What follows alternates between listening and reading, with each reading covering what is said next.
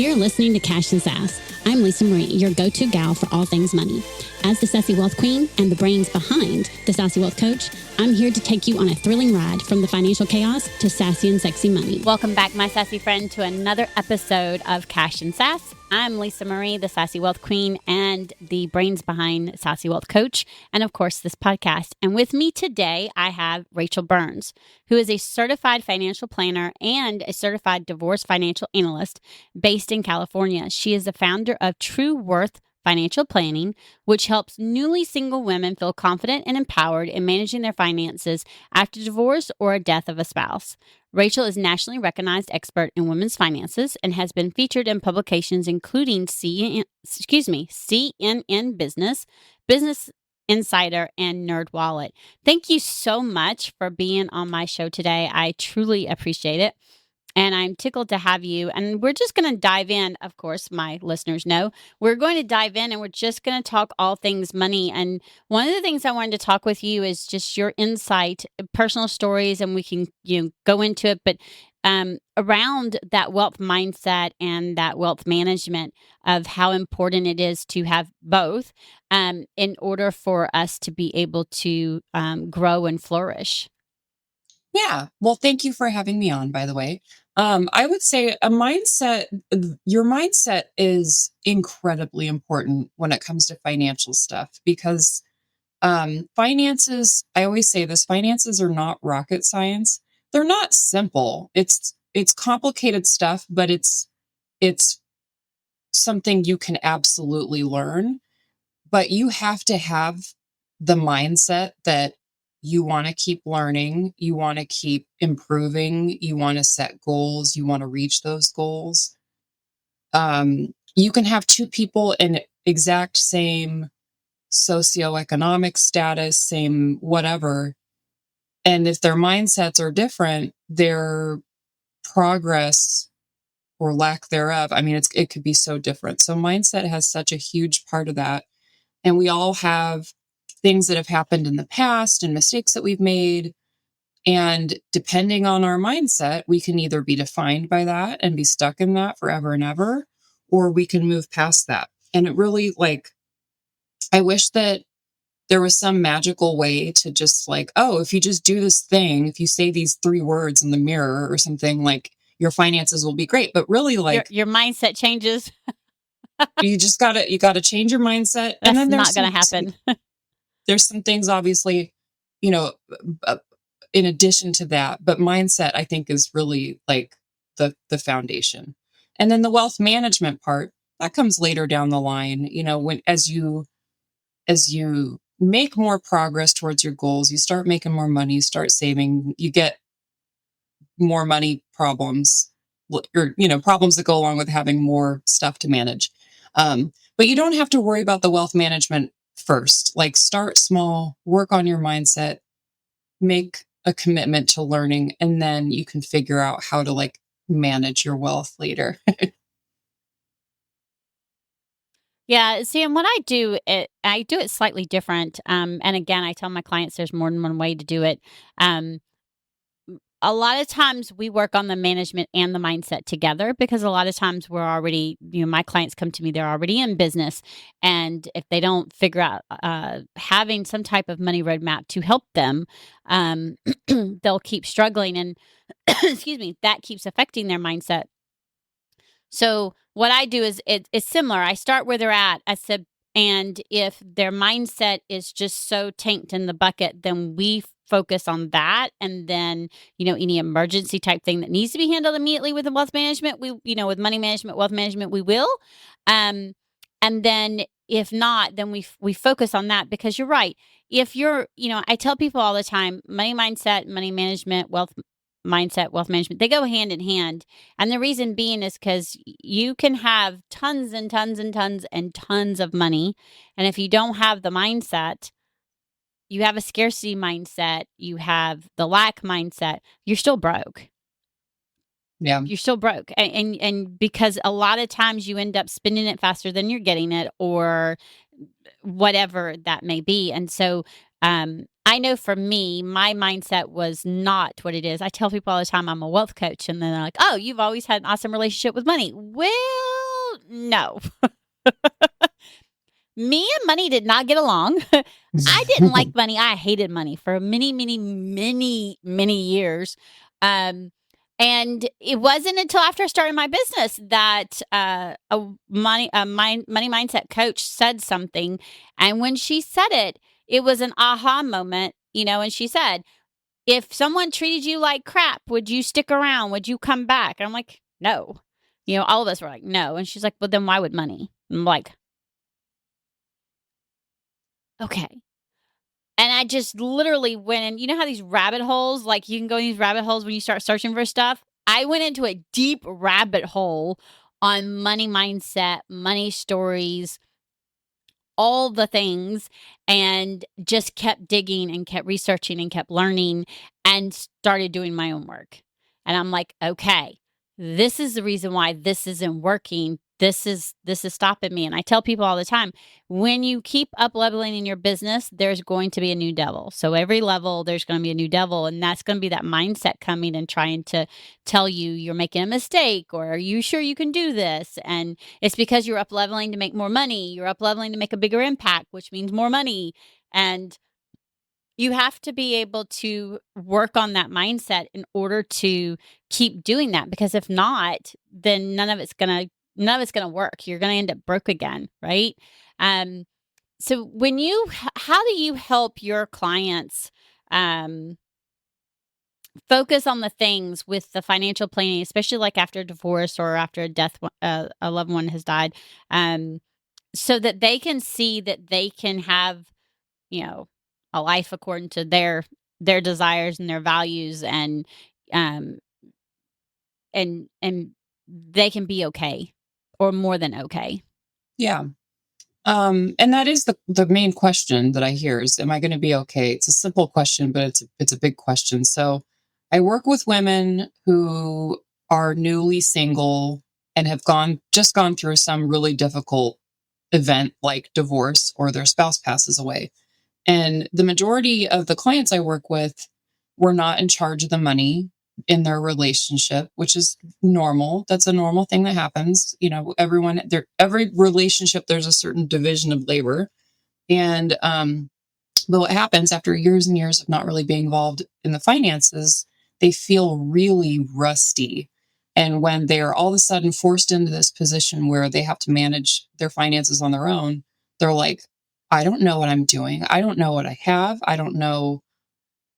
Like they just feel so helpless and so scared, on top of all of the other big feelings that they're having about whatever just happened, whether it's divorce or a death. And so it's a really overwhelming time to begin with, but then you stack on a bunch of new financial responsibilities, and it makes people really uncomfortable and really fearful, and then they can't really move forward. And so that's where I come in and help them help them know that you are going to be okay. You're not going to figure everything out right this second, but we are going to come up with a plan so that you know what you need to do, and you know what you need to worry about, and you know what you don't need to worry about. And then you can move on with your life. And then you're going to have more emotional bandwidth to like deal with the things that are actually important. Right, right. So what do you start them off with? What's normally the first thing for, as far as when it comes to the bills and the expenses and the money and the financial stuff? And me being a wealth coach, I understand all the things that can, be involved in that. What's one of the first things that you normally like work with them on? Is it their mindset? I mean, I would say their mindset, because one, in some ways you do both, because there's got to be something they focus on so that they know, right? So they can take care of the bills, because then they're just going to keep piling on, right? And you also work with them, I'm assuming, to help change their mindset, right? Yeah, I'm not a coach. I'm not a mindset person. I'm a financial planner. I'm a certified financial planner. However, there's a lot of mindset woven into it, and I do Right. kind of indirectly address that. And so, like, when I'm meeting with someone, I'm very gentle. I'm very supportive, and I'm like, look, how you're feeling right now is completely understandable. You're not always going to feel this way. We're going to get through this. It's going to get a lot easier. So I do try to address the mindset stuff. And sometimes, I think, okay, we're going to get together and we're going to make this financial plan. But they do get stuck in ruts sometimes where there's clearly something more going on, and it's more of an emotional thing. And so that does get, that does impact some of the work that I do with them. But, the first thing that I typically do is we figure out what the goals are. Because before I even want to start digging into their statements and their taxes and all that stuff, I'm I like, want to well, know what your goals are. what are we trying to accomplish? What are the problems that you're trying to solve? What's the point of all this? What do you want? And that gives me an idea of what exactly I need to help them with. And so once we Right. get really clear on the goals are, then I start gathering the data, because I don't want to spend a whole bunch of time gathering tons and tons of data on something that doesn't matter to them. Maybe some things matter to me that don't matter to them, Right. and sometimes I need to ask for that. But like, I want to know what's important before I start asking them a gazillion details. Oh yeah, absolutely. Because goals are important, right? I tell my clients and I tell my listeners all the time that when you're doing this, when you're dealing with your money, when you're looking at your numbers, when you're having your business, it's important that all of of the things, the financial plan, the money roadmap, all of those things that you put into place are aligned with your goals, your desires, and your values. And the reason why is because if it's not going to work. Period. Um, it you're because you're going to feel restrictive or mad or angry, angry that that it's not aligned, right? That it's restrictive, that it's not something you want. So I think it's really important. That made me really happy when you said this. The first thing you ask is their goals, because that's what I ask. I'm like, okay, what are your goals? What are your desires? And they're like, why are you asking me this? Because it matters. And they're like, yeah. And I'm like, and they're like, "What? You mean my meeting?" No, I want the big audacious goals. I want, because a lot of times those big audacious goals are actually achievable. We just don't think they are Yeah. because we think they're big audacious and we've got something in our head telling us they're not. And then you have me, or you have Rachel, or you have one of my best friends who's also a certified financial planner. And you're able to have someone sit with you and help you, show you that those big audacious goals are available. And them being y'all being financial planners, y'all were able to do a little bit more delving with the tax returns and plan, like, long future, and as far as like the different things. And I'm able to help put together a roadmap that helps you be able to see, okay, this is where I can allocate money for this, I can allocate money for that, I can do that and get you to a certain point. And then the financial planners are able to do more. And I say that because, again, I am not a financial planner. I don't pretend to be. And I have no qualms about telling people, nope, that's out of my wheelhouse. I can refer you to here, here, or here. And I do. I have a referrals, but it's important to realize that when you have those goals, and if you tell us, especially, I mean, I'll tell them, I want your goals. I want them big. I want them small, medium, big, audacious. I want them all. But when you tell us that, a lot of times I'm analytical. So that's the reason why I can look at a spreadsheet and I can see the money. People joke at me. It's like, I can go look at the money in their bank account, and I see their goals, and I have their expenses, and they're like, she makes magic happen, because I can say, okay, you can allocate this here, here, and here. And now you keep doing this. As long as this stays the same, then you're good. This is where you put it, and you'll be able to reach this by this amount of time. And, that's where the CFO comes in, because I'm a CFO and a wealth coach. And so I'm able to intertwine the two to help them be able to my goal is to help them be able to grow their business to where they're thriving and not just surviving. I say all the time, I want to help women be able to stand on their own 2 feet, whether they need to or not, because then later in life, when they need to, they've never had, they don't know anything about it, right? Now all of a sudden they're having to stand on their own 2 feet, and they're like, oh shit. You can't go run and bury your head in the sand then, because it's just you. And it's scary. I know firsthand. It's very scary. One of the other things that you put on the questionnaire, and I found you and I are alike in this area, is that in 2008, when the market crashed, the housing market crashed, you had to do a foreclosure.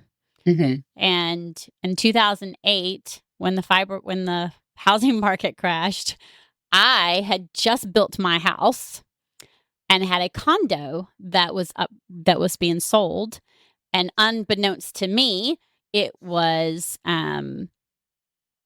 appraised for more than, apparently, I don't know if it was appraised for more than what it was worth, but because they snafu'd so many, that when it was reappraised when the market crashed, it was now not appraised for as much. And this amount of money that I had, or the money that I had, oh crap, what's it called? Okay, see, I have a brain fart, Equity? y'all. Live in moment. Yes, thank you. I go sit here going, I know the word, but I couldn't think of it. I had so much equity built up in it, and the person had been approved for the house, right? And this just shows you what happened is when the housing market crashed, she no longer qualified for the condo. And then the condo no longer appraised for what they originally appraised it for. Now, that's because people were being approved that shouldn't have been approved. And that's because they were appraising houses and condos or whatever at much higher things. And so when the market crashed, all of a sudden the things that were worth so much at one point were now not worth nearly as much. So at one point in time, I probably did have equity in the condo, but because of the housing market crash, that equity disappeared. Like literally, y'all. I mean, it went poof. You talk about money disappearing, that money was gone. It was like no longer there, anything. And I ended up having to do a short sale on it. So I wouldn't have to foreclose. But I found myself, instead of being ahead in the house that I had at that time, being behind. And, you mentioned, and this is really important, that's why I'm going to say you learned a lot of lessons, and it took you several years to move past that, because I'm sure there was, even though it was out of your control, most of the things were out of my control. There were some things that were out of my control, and there were some things that weren't. Moving past that shame, and then realizing that you may have over leveraged yourself to begin with, right? Or you may have took some uncalculated risks. What are some of the things that you learned from that, like that you would pass on to the listeners or to your clients or to anybody, who is may be in that position at some point, you know what I mean? To understand that debt is okay to a certain extent. I tell people this all the time. Not all debt is bad. There's good and bad. And a lot of times when it's bad is when we're over leveraging ourselves and we're not being strategic and knowing what we're doing. So your question is what I would tell people, what lessons? Yeah, like what are some of the lessons that you learned from it? Yeah. So there's a couple sides to that. One is there was a lot that was beyond my control. I obviously couldn't control what was happening in the real estate market and the stock market and all that stuff. But absolutely. But I have to take a lot of responsibility there, because I made some decisions that weren't great, that put myself in a position where that happened. And I am responsible for that. Like, that was avoidable, and that was a learning experience. But that was a learning experience. That was not a life-defining thing. That's not like, oh, I am this person because I made this mistake. I bought that house when I was 22 years old. Like, that was a problem in itself. I had not the maturity needed to be a homeowner and to make decisions with large amounts of money. And so that I'm like, okay, I made a mistake. I learned from it. That's not going to happen again. You know, but at the same time, like, I don't need to beat myself up forever and ever about that. That's not, that happened to a lot of people during that time. And even if it wasn't during that time, the foreclosures happen to people for various reasons. And that doesn't have anything to do with who you are as a person. And that doesn't mean you're doomed to like doing dumb stuff in the future. So, I did feel bad about it. I felt embarrassed mostly because I was in I was a financial advisor.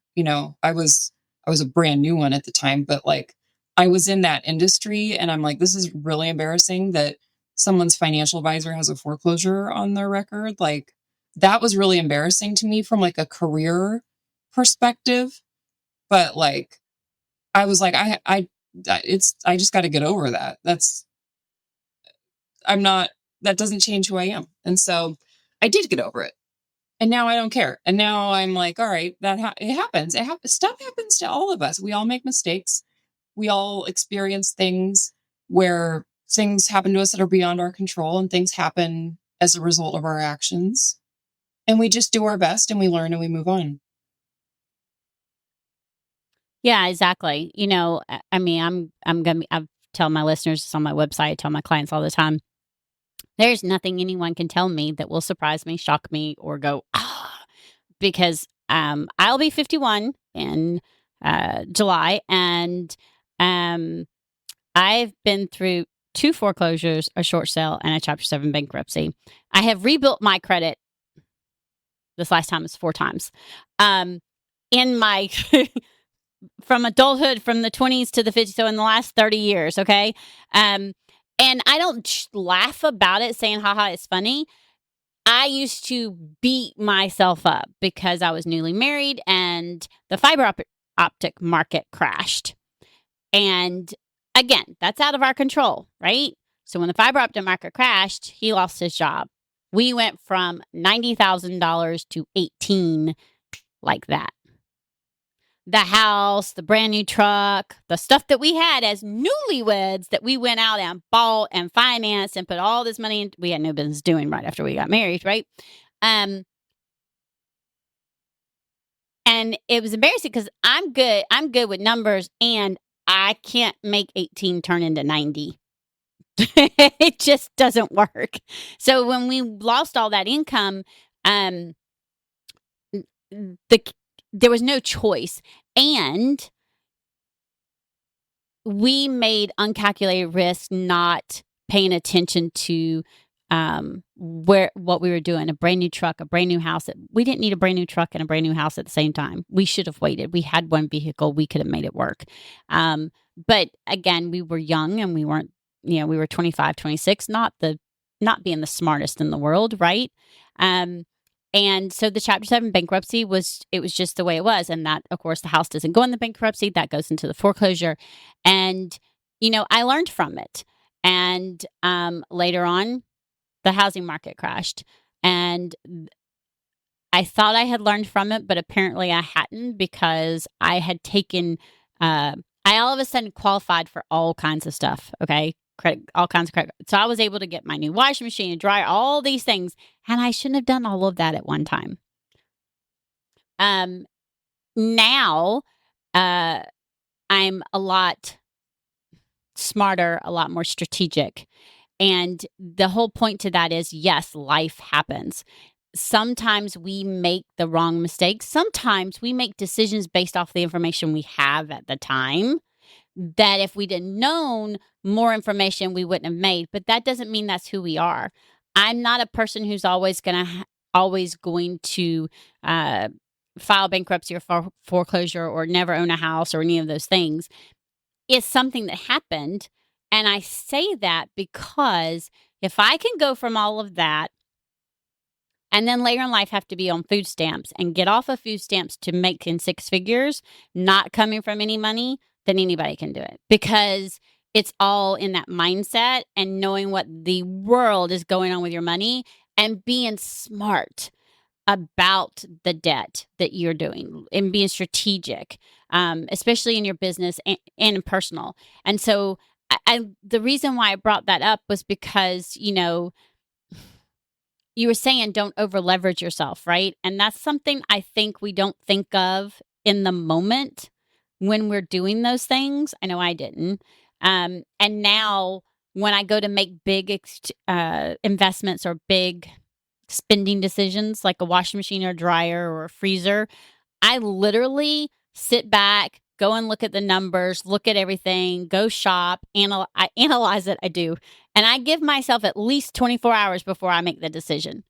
And I make sure I have the pros and cons of two different ways to go so that I'm making a strategic and best decision possible and I'm not just jumping in. And I think that that's important because a lot of times we just snap our fingers, make the decision, and we don't look at, okay, am I over leveraging myself? Is this going to cause an issue, or do I have the money here that I can use? Those kind of things, right? Mm.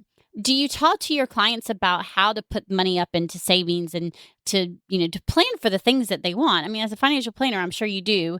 But especially as in being newly single, I'm sure that that's something, they're like, I want to be able to do this or I want to be able to do that.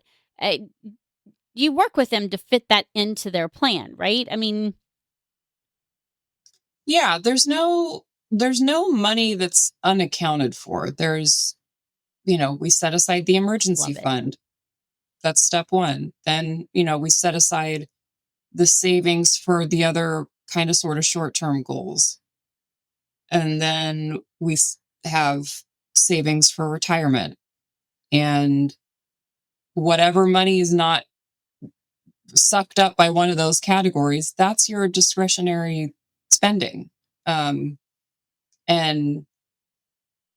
I don't I don't get like super into the budgeting and the savings because usually when someone works with me, they already have that. Um, but they don't necessarily know what to do with it. They Right, just right. even if someone has a lot of money, that doesn't mean that they're immune from bad habits or bad decisions. And so, rather than just like, I use my debit card and and it's attached to something and I haven't really looked back to see how much money is in there or how long it's going to last. I mean, I help them figure out, okay, if you're spending at this rate, this is how long that lasts. And then we need to have a plan Right, for right. where else the money comes from after that. Or like, it's just looking at the big picture because it's really easy to get very focused on the day to day.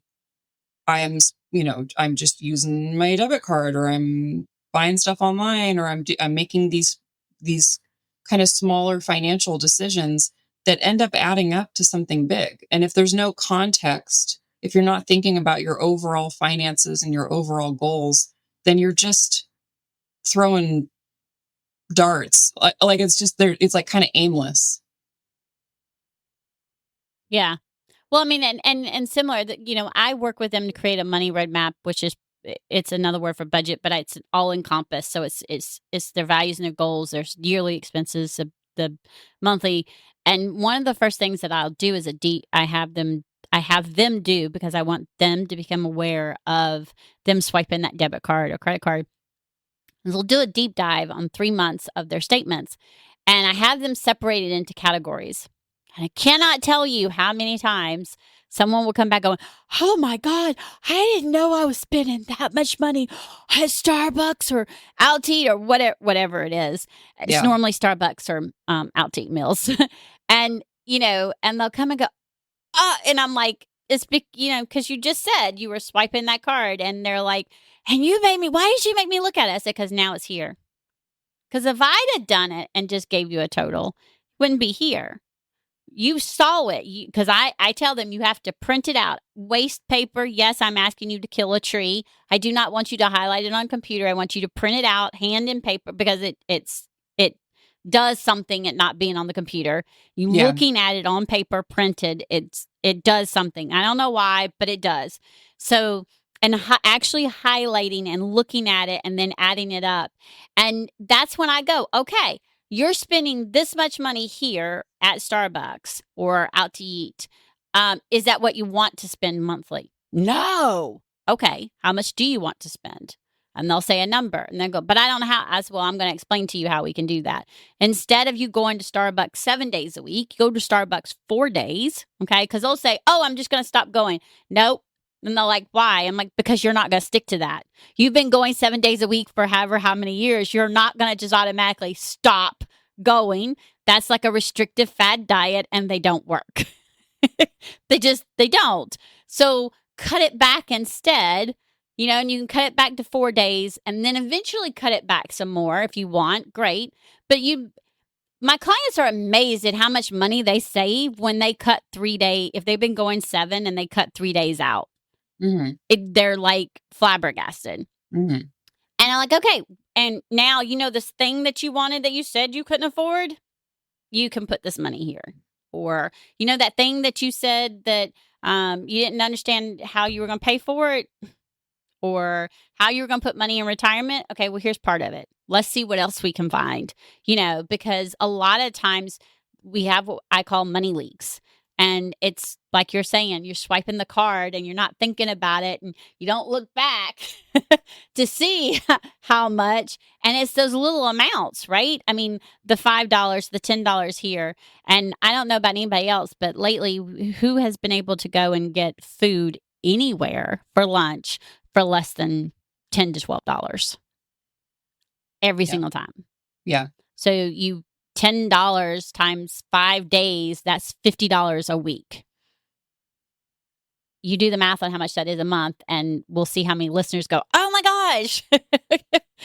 Because, and so when we make it in their forefront of their brain, that's when, like you said, them becoming knowledgeable. Now we can take some of this and plan towards those longer term goals. And I think that's truly important. I love what you do. And I love the fact that you work with women who have found themselves newly single and they don't know how to stand on their own 2 feet, because that's what drove my passion, is because I think it's just so important for us to be able to. Society doesn't really help us in that area very much. Yeah. And it's the reason why I started my podcast, because I'm tired of money being such a taboo subject. And so I think it's really, really important. And I want my sassy listeners to get out of this that no matter what your circumstances are, no matter what is happening or going on, you are not that. It's just something that happened. And if it happened yesterday or last week or last month, then just like Rachael said, okay, it happened.